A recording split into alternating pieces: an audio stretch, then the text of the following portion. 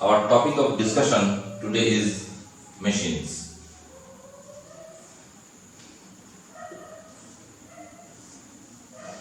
So machines or simple machines is what we shall discuss in our present discussion. Now we look at machines from a very easy perspective, that is how the machines can simplify our job in our daily life.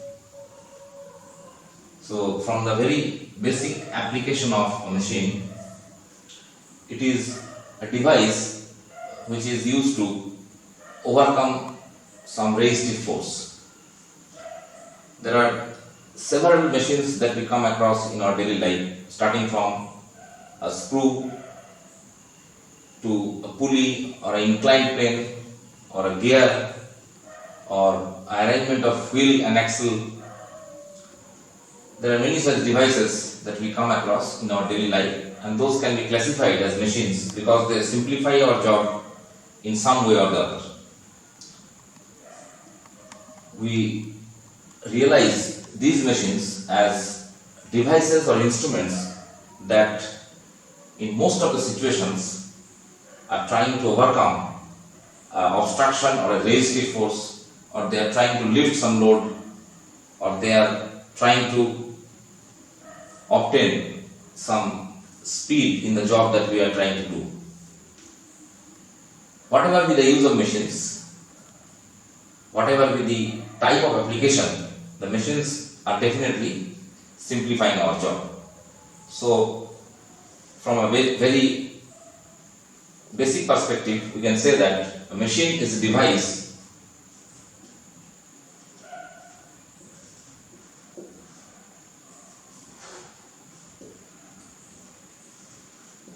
that is used to overcome a resistive force.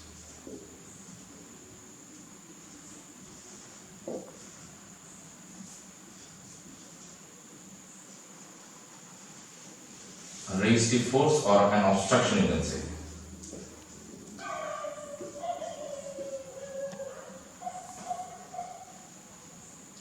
Now this resistive force or the obstruction that the device of the machine tries to overcome has some point of application,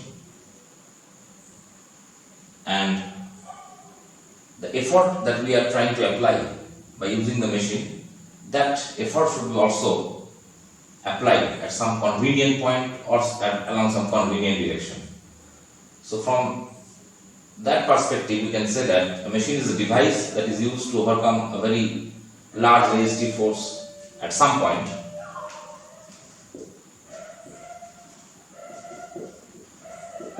By applying an effort or a force. Now this force will be called as effort.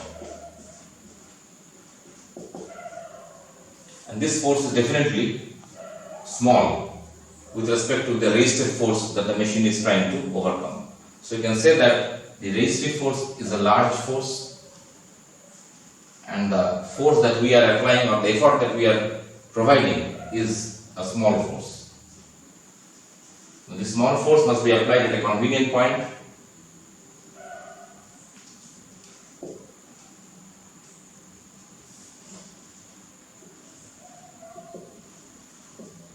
or along some specific direction.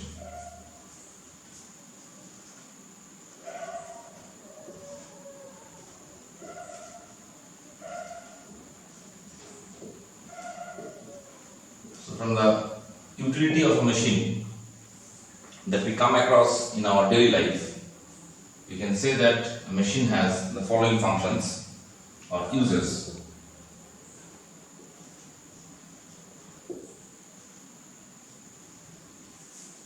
So as described in the definition of the machine, we can say that a machine is used to lift a heavy load by applying a comparatively lesser effort. So a machine is used to lift heavy loads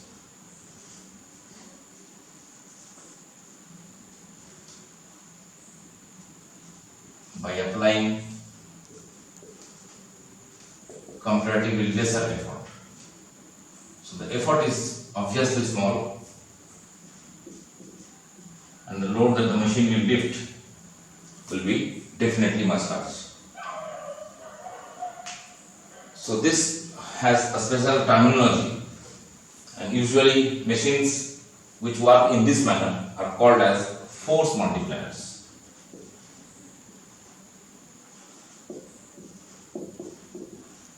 There are many examples of force multiplier.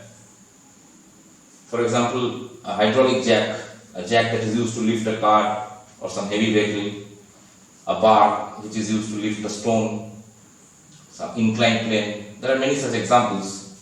A simple pulley also can be called as a simple movable pulley can be also called as a force multiplier. So there are various examples you can say that we will come across in order to realize what is force multiplier or what is the utility of machines which are used to lift heavy loads by applying lesser effort.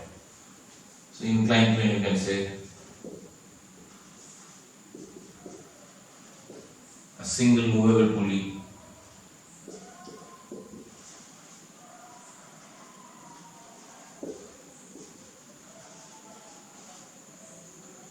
a jack, and many more.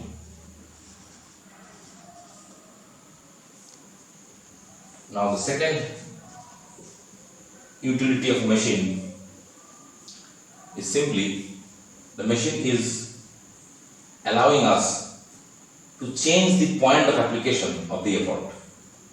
So initially, before applying or before using a machine, we would have applied the force along a specific direction, and that would have not solved our purpose of lifting a heavy load or doing a specific job. So just by use of machine, it might happen that we apply the force along a convenient direction or at a convenient point, and that simplifies our job. So you can say that machines are used to change the point of application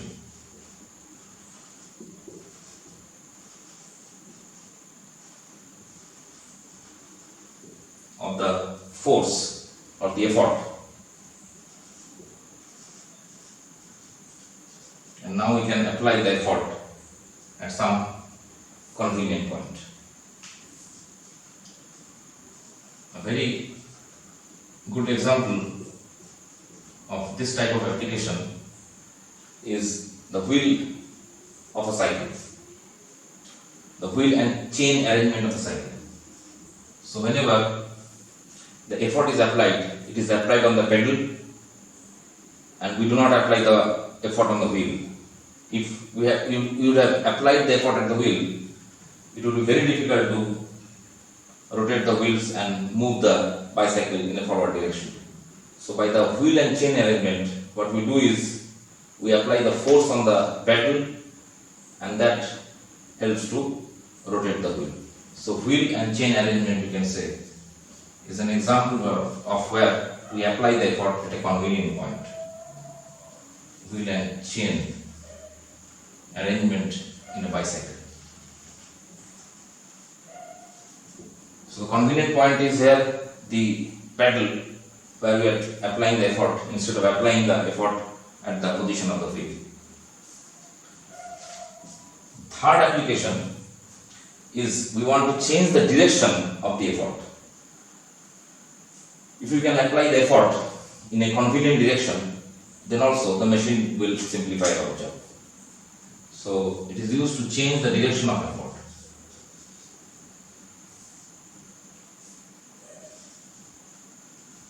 Change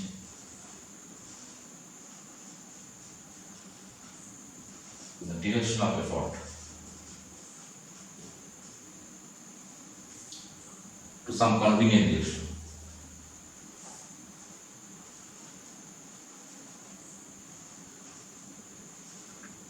The best example, or the most common example that you can realize is the way of lifting a bucket of water from a well by using a single fixed pulley. So a single fixed pulley is an arrangement where there is a wheel and a rope passes over the wheel. One end of the wheel is attached to the bucket containing water that is dipped into the well, and we apply the effort at the other end of the rope in the downward direction, and that helps to lift the bucket of water in the upward direction. So you can say a single fixed pulley is an example of a machine where we just change the direction of effort. Instead of applying the effort in the upward direction, it is applied in the downward direction, and that helps to lift the bucket of water from the well.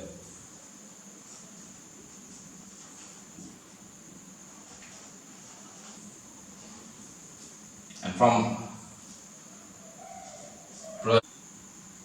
so the last application is the machines are used to obtain gain in speed.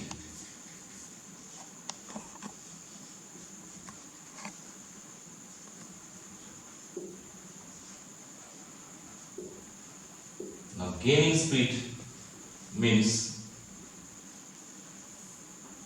a large movement of the load by a very small movement of the effort. You can say that a large movement of the load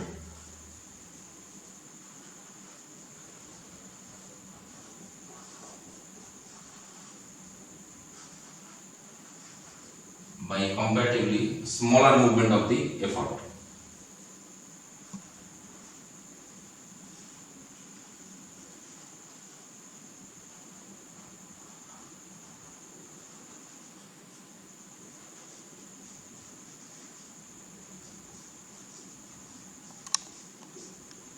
Now, the best example of devices or machines which are used to obtain gain in speed is a pair of scissors. Now, where the scissors are used to cut a piece of paper or cloth, because usually scissors have blades which move very fast on the cloth with respect to the handles where the effort is being applied. So you can say that on the basis of these utilities or these functions, we can classify a simple machine to be either a lever or an inclined plane, or a system of pulleys, or a gear system, a wheel and chain arrangement, or whatever. So now let us try to realize some basic terminology associated with simple machines. So first we come across what is load. So here load does not refer to any weight or something like that. The load with respect to a simple machine is actually the resistive force or the opposing force that the machine needs to overcome. So a load is basically the obstruction or the resistive force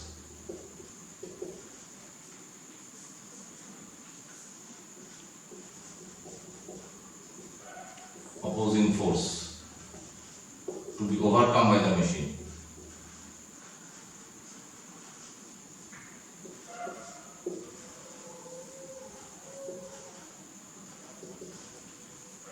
Let me call the load or denote the load as L. The next term is effort. So effort is actually the force that we apply on the machine in order to overcome the load is the effort. So effort, let us denote it by the capital E. So it is the force that is applied on the machine.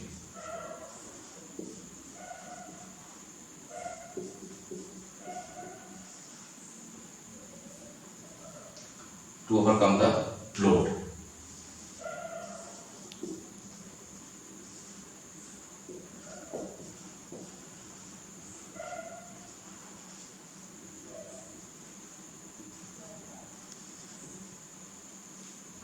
The next is mechanical advantage. With respect to load and effort, their ratio is called as mechanical advantage.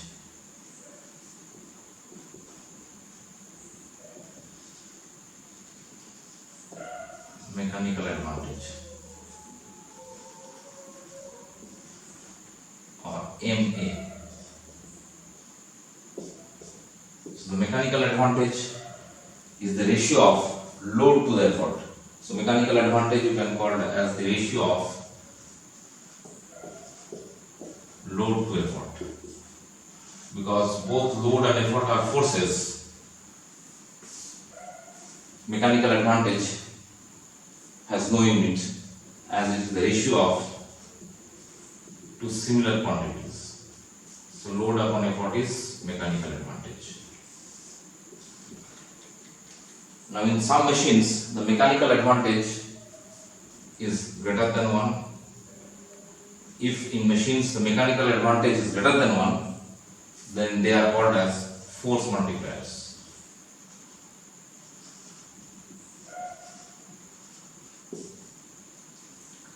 If the mechanical advantage is less than 1, then those machines are used to obtain gain in speed.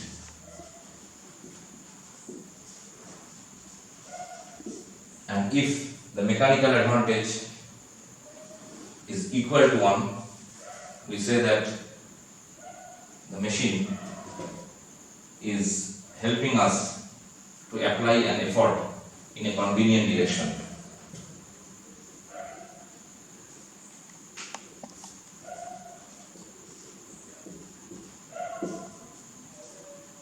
So these devices or machines can be classified on the basis of their mechanical advantage also. Either a force multiplier for MA greater than 1, either gain in speed for MA less than 1, or for MA equal to 1, it means that effort applied along a convenient direction.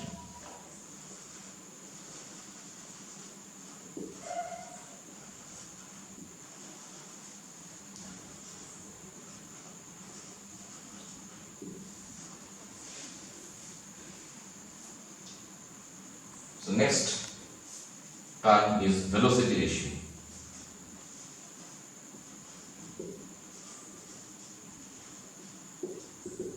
or VR. The velocity ratio is again a ratio. It is the ratio of velocity of effort to the velocity of the load.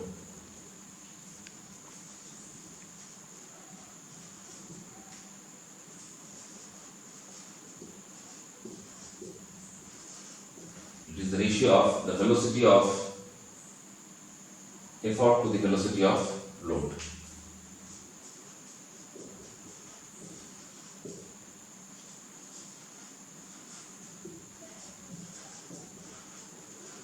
So that is, you can say VR is velocity of effort VE upon VL, velocity of load. So now, if the effort travels a distance or it undergoes a displacement DE, let us call it as the distance traveled by the effort or displacement of effort.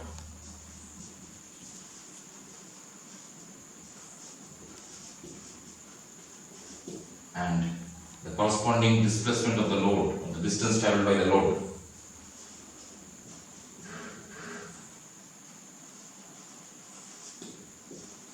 And both these displacements, suppose they occur in a time interval t.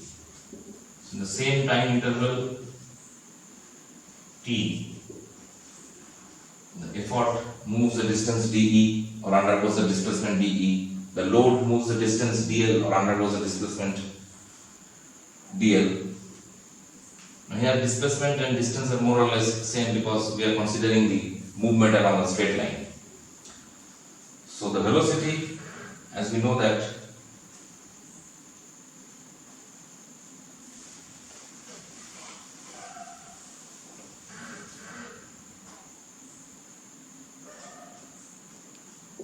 is equal to distance moved by time, distance moved in a given time interval, and velocity of load is distance moved by load in a given time interval.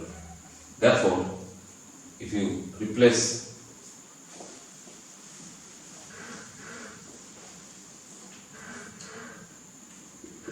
so there is VR will be dE by t divided by dL by t. In this equation, we are writing VE as dE by t and VL as dL by t. So what we get is VR equal to distance moved by effort to distance moved by load. So it is the ratio of distances also. You can define it as the velocity of effort to velocity of load, or you can refer to as distance moved by effort to distance moved by load. So again, like MA, if VR is less than 1, the device or the machine is used to obtain gain in speed. So VR less than 1 means displacement of load is more with respect to the displacement of the effort. So they are used to obtain gain in speed. If VR is greater than 1, these machines are used as force multipliers.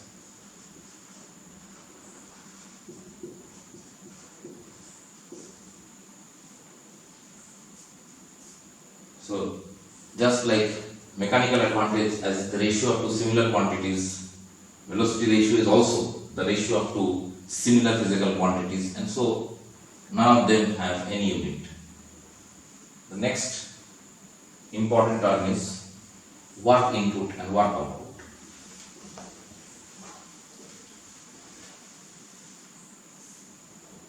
So work input is the work done by the effort on the machine. Work input, let me call it as W subscript IN, and it is the work done on the machine by the effort.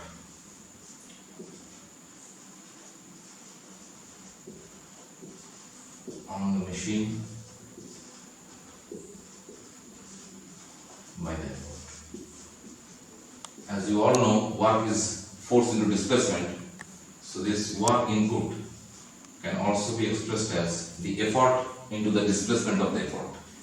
So this is effort into displacement of the effort. Similarly, work output or W subscript out is the work done by the machine on the load. It is the work done by the machine on the load.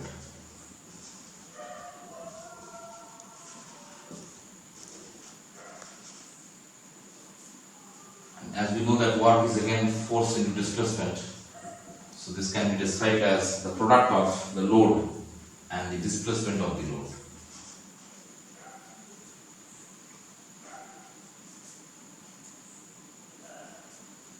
The next term is efficiency of a machine.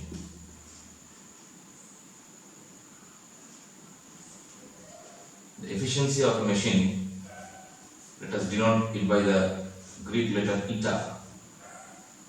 The efficiency of the machine is simply the ratio of work output to work input.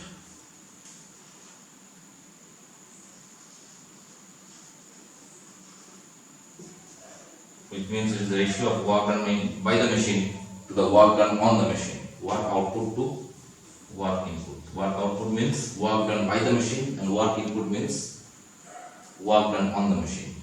So therefore, this eta is generally expressed in a percentage form. So eta can be said as work output W out by W in into 100.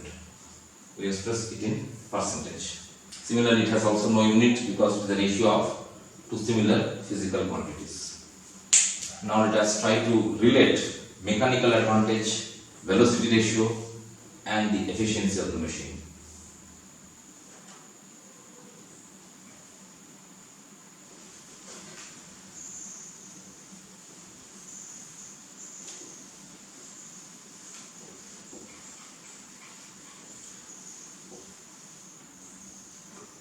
suppose a machine is capable of overcoming a load L by the application of an effort E. So a load L is to be overcome by applying an effort E. In time t, the displacement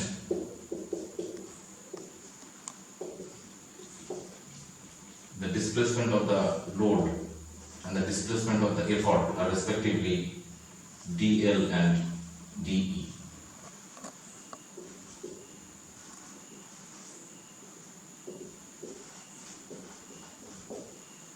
So therefore, efficiency is work output by work input into 100.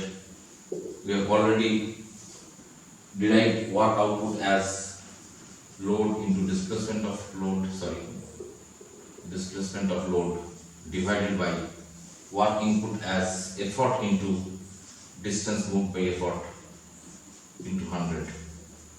So now this can be written as L upon E into dl by de into 100. So this can be expressed in this form: L by E divided by dE by dl into 100. Now you see that L by E, the ratio of load to effort, is mechanical advantage, and we have already seen that displacement of effort to displacement of load is the velocity ratio. So efficiency is ma by Vr into 100. If you don't express in percentage, this is the expression in percentage form. If you don't express in percentage, then simply we can say eta equal to ma by Vr. If we express in percentage, we multiply by 100. Otherwise, it is just the ratio of ma to Vr. Ma is simply the product of efficiency into Vr. For ideal machines, the machines in which there is no energy loss due to friction or some other obstruction, the Ma and Vr are same and the efficiency is 100%. But those are ideal situations where we ignore any energy lost to the surroundings, but it is not the case in reality. In reality or in practice, there is no machine which is 100% efficient. So for all practical or non-ideal machines, definitely Ma is less than Vr, and so the efficiency is never 100%. You can say that for practical machines which are not ideal, Ma is less than Vr, and if Ma is less than Vr, efficiency is obviously less than 100%, because some amount of energy is always lost in order to overcome the force of friction between the different moving parts of the machine. And so none of the machines that we have designed is 100% efficient. There are other criteria for energy loss also, but the most important criteria for energy loss is in overcoming the friction between the different moving parts of the machine. For ideal machines, which is a very simplified version of a machine, for ideal machines, Ma and Vr are always same and efficiency is 100%. Here we assume there is no loss in any energy, which is not the thing that we can realize in practice. There are different other situations also. None of the parts of a machine are perfectly rigid. The strings that we use in a machine are neither perfectly elastic nor they are inextensible. There are some basic assumptions that we make in order to make things mathematically simplified. But from a realistic point of view, it is very difficult or it is practically impossible to obtain a machine which is 100% efficient.